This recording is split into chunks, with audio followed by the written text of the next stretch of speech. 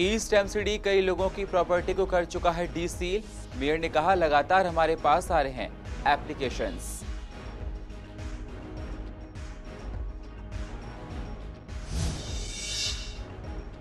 हर्ष बिहार में संदिग्ध हालत में महिला की हुई मौत। लड़की वालों ने लगाया लड़के वालों पर हत्या का आरोप। हर्ष बिहार थाने में दर्ज हुई एफआईआर।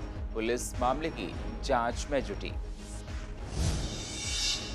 कृष्णानगर के लाल क्वार्टर बाजारों में लौट रही है रौनक। दुकानदारों ने कहा पहले के मुकाबले बढ़ रहे हैं ग्राहक। त्योहारी सीजन का भी हो रहा है असर।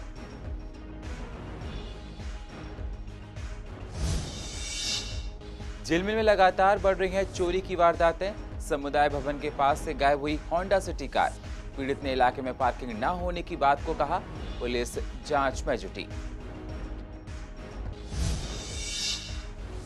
और निगम स्कूल के हालातों पर मेगा पीटीएम का हुआ आयोजन। ऑनलाइन की गई मीटिंग। पीटीएम में शामिल हुए नेता, अभिभावक और टीचर्स। नमस्कार, स्वागत है आप सभी का सीसीएन में और आप देख रहे हैं पूर्वी दिल्ली खास। अब होते हैं रूबरू पूर्वी दिल्ली की अहम खबरों के साथ। दिल्ली में सुप्रीम कोर्ट की मॉनिटरिंग कमेटी ने काफी लोगों की बिल्डिंग को सील किया था। जी हां, काफी प्रॉपर्टी सील की गई थी जिसमें लोगों के व्यवसाय चल रहे थे। सीलिंग बहुत बड़े लेवल पर की गई थी। कुछ दिन पहले सुप्रीम कोर्ट ने कहा था कि कुछ सीलिंग जो ईस्ट एमसीडी के अंडर आती है, निगम उसको डीसील कर सकता है। ईस्ट दिल्ली के मेयर निर्मल जैन ने भी इलाके के पार्षदों को कहा था कि जो सीलिंग बेसमेंट में रूम बने होने को लेकर हुई थी और भी कई तरह से हुई थी, उनको डीसील कराया जाए। मेयर निर्मल जैन का कहना है कि हमारे पास प्रॉपर्टी को डीसील होने के काफ़ी एप्लीकेशन आ रहे हैं। हम लोग काफ़ी प्रॉपर्टी को डीसील भी कर चुके हैं। काफ़ी लोगों की प्रॉपर्टी को डीसील करने के बाद और भी कई तरह के जो कार्रवाई होती है वो भी की जा रही है। 14 अगस्त को ही, अभी जो पीछे 14 अगस्त 2020 को माननीय सर्वोच्च न्यायालय का एक निर्णय आया था। उस निर्णय के प्रकाश में हमने डीसीलिंग के ऑर्डर जो मॉनिटरिंग कमेटी द्वारा जो कॉमर्शियल को छोड़ करके, जहाँ कॉमर्शियल में करी वहाँ उनका अधिकार था, लेकिन अन्य जो कार्य जो थे जहाँ पर एमसीडी को एक्शन लेना था वो एक्शन डायरेक्टली मॉनिटरिंग कमेटी द्वारा लिया गया। तो सुप्रीम कोर्ट ने उसको अवैध ठहराया है और कहा गया भी ऐसी सारी संपत्तियों को आप तुरंत डीसील करें। तो हमने भी दोनों जोन के अंदर इस प्रकार की व्यवस्था कर दी है और डायरेक्ट एप्लीकेशन हमने एक हेल्प डेस्क, एक बाकायदा इसके लिए एक हमने ऑफिसर अपॉइंट कर दिए हैं, पूरी टीम बना दी है और जो भी एप्लीकेशन आ रही है उसको तुरंत उसको एग्जामिन करके उसको डिस्पोज ऑफ किया जा रहा है। पूर्वी दिल्ली नगर निगम के स्कूलों को लेकर मेगा पीटीएम का आयोजन किया गया। ये मीटिंग वर्चुअल हुई जिसमें वीडियो कॉन्फ्रेंसिंग के जरिए काफी लोग शामिल हुए। इस पीटीएम में लगभग 500 लोगों ने भाग लिया। दिल्ली प्रदेश अध्यक्ष सांसद गौतम गंभीर, ईस्ट दिल्ली के मेयर निर्मल जैन ने भी हिस्सा लिया। ये मीटिंग ईस्ट एमसीडी के एजुकेशन कमेटी के चेयरमैन रोमेश गुप्ता की देखरेख में हुई। इस मीटिंग में स्कूल की समस्याओं को सुना गया और कोरोना काल के दौरान किस तरह से ध्यान रखा जाए इस बात पर भी चर्चा की गई है। आज पूर्वी दिल्ली नगर निगम के शिक्षा विभाग द्वारा मेगा पीटीएम का आयोजन किया गया। इसमें सभी पेरेंट्स को लिंक भेजा गया और उनसे रिक्वेस्ट की गई कि हमारा आज मेगा पीटीएम 11 बजे से शुरू होगा तो उसमें सब जुड़ें। हम चाहते थे कि इस मेगा पीटीएम के माध्यम से बच्चों की जो भी समस्याएं हैं वो पेरेंट्स हमको बताएं और हमारे डिपार्टमेंट के सभी अधिकारी वर्ग उनको सुने और हम सुने उसको और उस समस्या को दूर करने की पूरी कोशिश करें। ऑनलाइन पर बच्चे जो है उनको होमवर्क दिया जाता है और जिन बच्चों के पास मोबाइल की व्यवस्था है, जिन परिवार में मोबाइल की व्यवस्था नहीं है, उन बच्चों को स्कूल से वर्कशीट दी जाती है। पेरेंट्स को इस बात की खुशी है कि उनके बच्चे इस ऑनलाइन शिक्षा के माध्यम से और वर्कशीट्स के माध्यम से स्कूल पर खाली नहीं बैठे हैं, घर पर खाली नहीं बैठे हैं और वह अपनी शिक्षा लगातार ले रहे हैं। Mega PTM, virtual mega PTM करने का फैसला किया और बड़ी आपको जानकर ताज्जुब होगा कि 5,500 पेरेंट्स जुड़ चुके हैं और जो इश्यूज़ बच्चों के डेवलपमेंट के लिए, स्किल डेवलपमेंट के लिए एजुकेशन डेवलपमेंट के लिए आज रखे गए हैं, बहुत ही अपने में सराहनीय है। ईस्ट दिल्ली अब शायद रेस्टोरेंट मालिकों को हेल्थ ट्रेड लाइसेंस नहीं दे पाएगी। दिल्ली सरकार ने नगर निगम से इस अधिकार को शायद छीन लिया है। इसी पर हमने पूर्व दिल्ली की हेल्थ कमेटी के चेयरमैन कंचन महेश्वरी से बात की तो उन्होंने कहा कि वैसे ही दिल्ली सरकार हमको लोगों को कोई फंड नहीं देती है, ऐसा करने पर निगम को काफ़ी करोड़ों का घाटा होगा। हेल्थ ट्रेड लाइसेंस से निगम को करोड़ों का रेवेन्यू मिलता है। वैसे भी निगम में फंड की कमी है, अगर रेवेन्यू कम होगा तो आगे चलकर निगम को चलाने में हम लोगों को काफ़ी परेशानियां होंगी। लास्ट ईयर भी इसका जो रेवेन्यू मिला था 3,25,00,000 रुपये हमें इस हेड से रेवेन्यू आया था। और दूसरी बात, जहाँ तक इसे लागू करने की बात है तो सारी चीज़ें अगर दिल्ली सरकार अपने हाथ में ही ले लेगी और जिस तरह से वो करते जा रहे हैं, और एक तरफ तो वो कहते हैं कि हमें निगम को स्वावलंबी बनाना है और दूसरी तरफ वो जितने भी उनके अधिकार क्षेत्र है उनको सबको अपने हाथों में लेना चाहती है, तो इस तरह से कहीं ना कहीं निगम का नुकसान होगा। पहले ही दिल्ली सरकार हमें फंड नहीं दे रही है, सैलरी तक की भी दिक्कत है और इन सब चीज़ों से निश्चित रूप से हमारा नुकसान है। अभी तीनों एमसीडी ने मिलकर एक जॉइंट मीटिंग भी बुलाई कल भी, जिसमें डिस्कस हुआ था।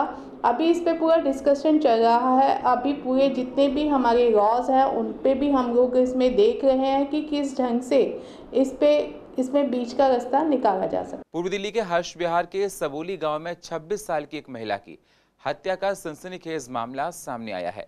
ससुराल वालों पर ही दहेज के लिए उसकी हत्या का आरोप लगा है। जानकारी के मुताबिक 26 साल की चांदी की पीट कर हत्या कर दी गई, वहीं उसका गला दबाकर मारने की कोशिश की गई। फिलहाल पुलिस को पोस्टमार्टम रिपोर्ट का इंतजार है। दूसरी ओर चांदी के पिता ने बेटी के ससुराल वालों के खिलाफ हर्ष विहार थाने में मामला दर्ज कराया है, जिसमें दहेज के लिए हत्या का आरोप लग गया है। पुलिस मामले की जांच कर रही है।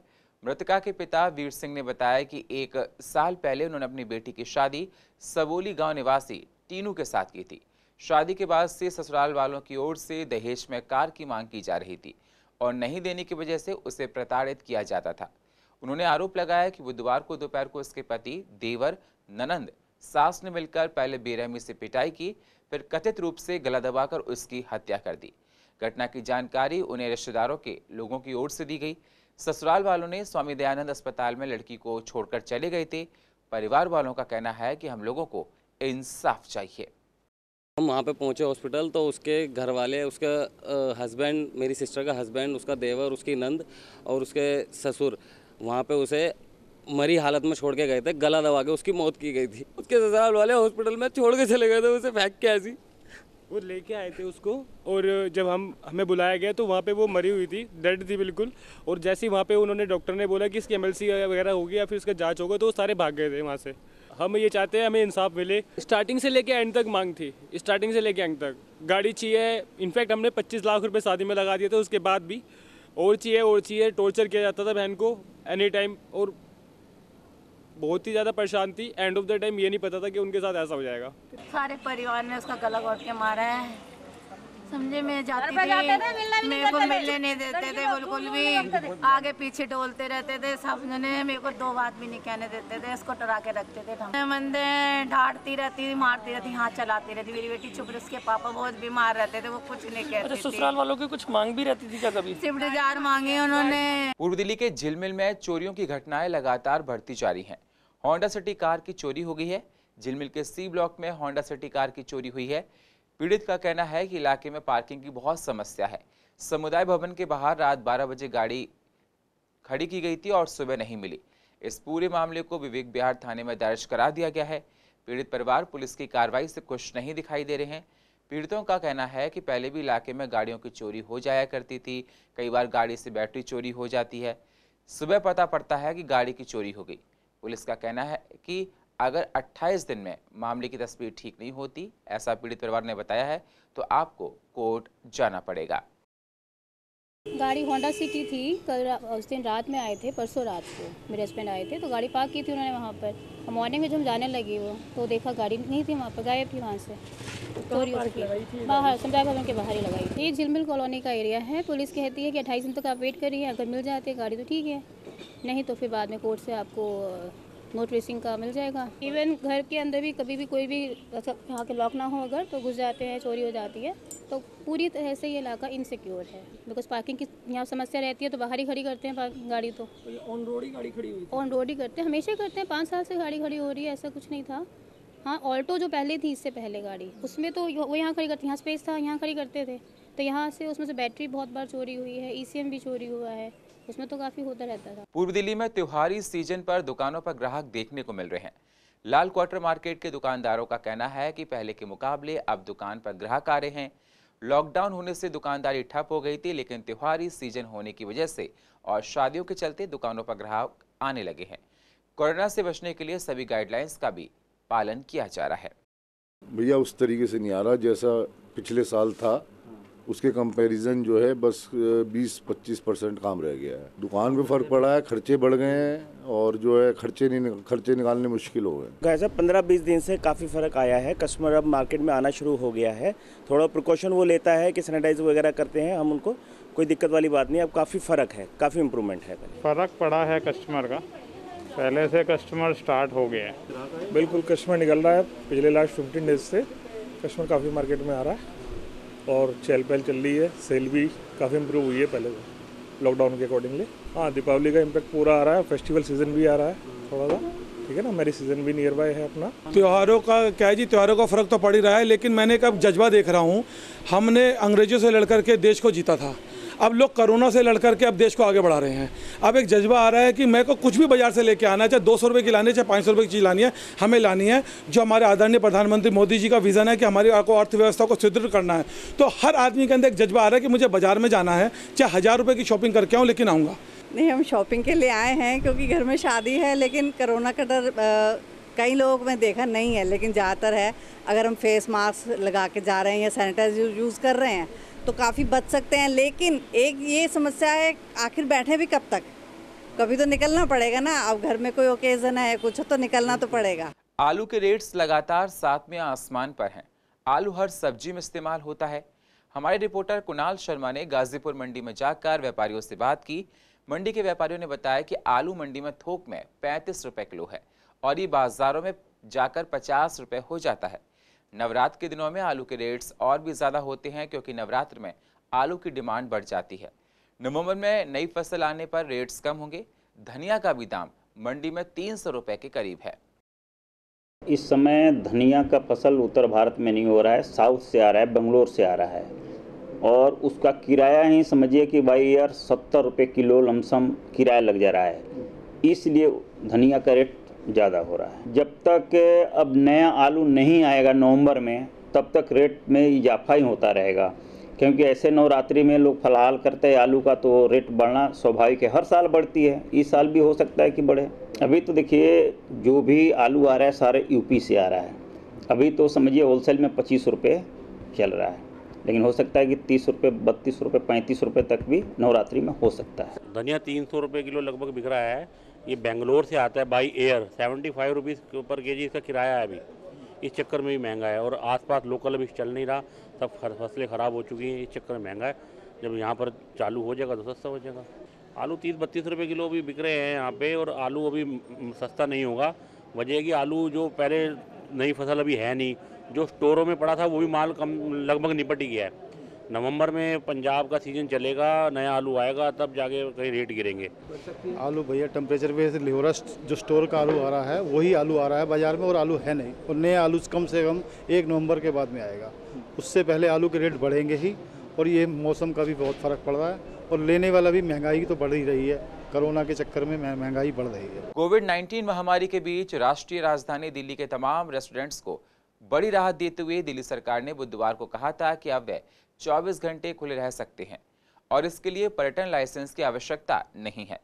सरकारी बयान के अनुसार व्यापार करने में आसानी के लिए दिल्ली मॉडल का उदाहरण पेश करते हुए सरकार ने यह भी कहा कि वह रेस्टोरेंट्स के लिए पुलिस लाइसेंस और स्थानीय निकायों से स्वास्थ्य व्यापार लाइसेंस लेने की अनिवार्यता को भी समाप्त करने की प्रक्रिया शुरू हो रही है।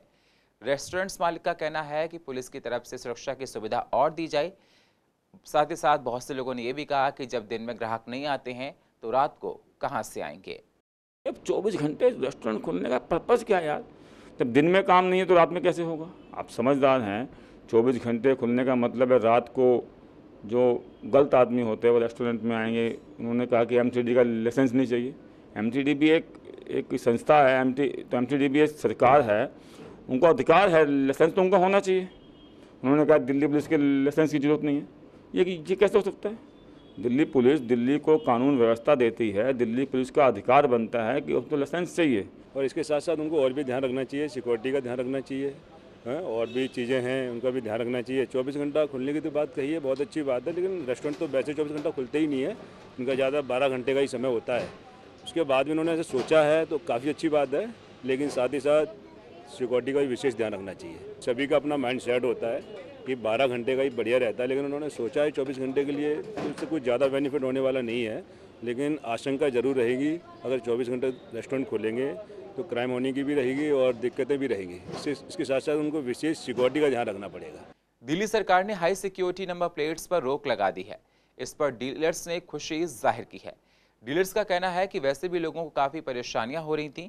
सरकार ने आनन फानन में इस आदेश को लागू किया, जिसकी आम जनता को नॉलेज तक नहीं थी। पहले सरकार को इसको लेकर जनता को जागरूक करना चाहिए, टीवी अखबारों के माध्यम से लोगों को बताया जाए। इस तरह के आदेश देने से नंबर प्लेट्स लगाने में काफ़ी दिक्कतें आ रही थीं। प्रॉपर गाइडलाइंस के साथ इसको फिर से शुरू किया जाए। देखिए, बिल्कुल सही है, गवर्नमेंट को रोक लगानी चाहिए थी, क्योंकि आनन फानन में कोई भी कानून लागू करना जिसका आम जनता को पता ही नहीं है। कानून किसके लिए बनाना है? आम जनता के लिए बना है ना, तो कम से कम आम जनता को पता तो चले। पुलिस वाले रोक रहे हैं, चालान काट रहे हैं, ये कोई तरीका थोड़ा ही है। अगर गवर्नमेंट ने फिलहाल ये रोक दिया है, रोक लगा दी है, तो बहुत अच्छा करा। देखिए, टाइम सिचुएशन का मतलब ये है, सबसे पहले गवर्नमेंट अपनी पूरी तैयारी करे। अगर एक ही टेंडर एक ही कंपनी को दे रखा है तो वहाँ पे धांधली होने की पूरी गुंजाइश है। कंपनी को, गवर्नमेंट को चाहिए कि 2-3 कंपनियों को दे, और जब तक पूरी तरह अवेयर ना हो जाए आम जनता, जब तक रूल लागू ना करे।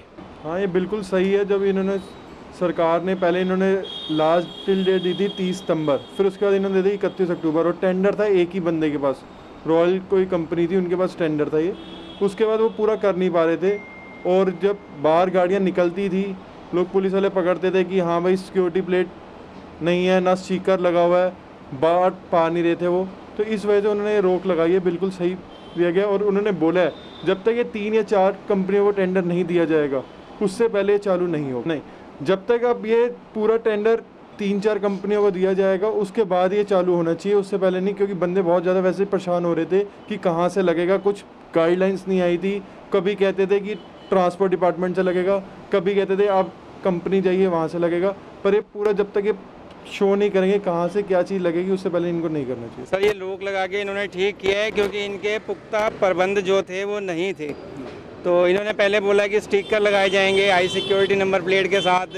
उसके बाद जब हमने इसके लिए आरटीओ ऑफिस गए, तो आरटीओ ऑफिस वालों ने हमें कहा कि नहीं, ये यहाँ नहीं है, कंपनी से आपको high security number plate provide की जाएगी।